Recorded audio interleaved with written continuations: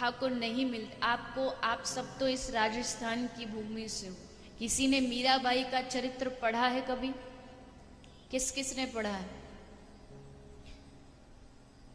1 2 3 4।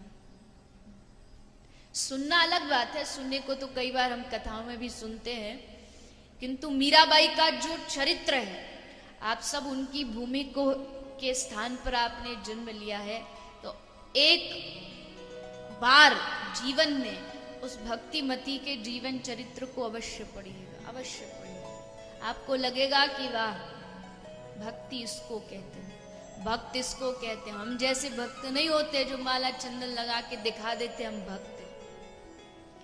भक्ति क्या होती है उस भक्तिमती से पूछो। मीराबाई की मां जब गर्भवती थी तो दूधा साहब ने, मीराबाई सा के जो दादाजी थे, उन्होंने अपने घर में भागवत का आयोजन किया। शायद आपने ये चरित्र नहीं सुना हो।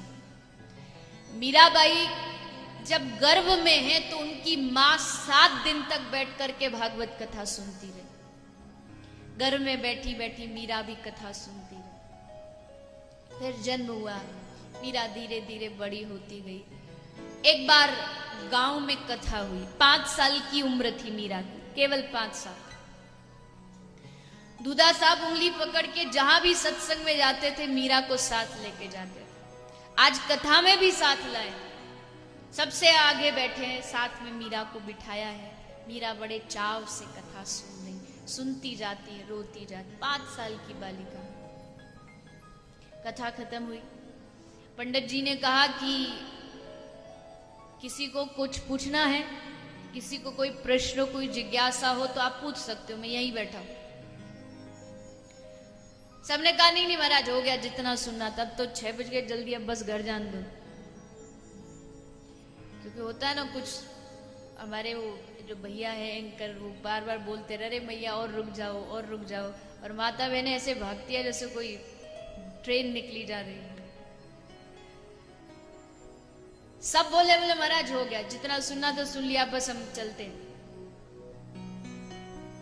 सब चले गए। बाबा जी ने कहा चलो अब अम्मी चलते। अब सब गए तो हमारा क्या कर। बाबा जी उठे और जाने लगे। तभी पीछे से किसी ने उनका कुर्ता पकड़ा। बाबा जी को लगा कि कोई रोक रहा है। पीछे मुड़ के देखा तो एक 5 साल की छोटी सी बालिका कुर्ता पकड़ के खड़ी। नाम है मीरा।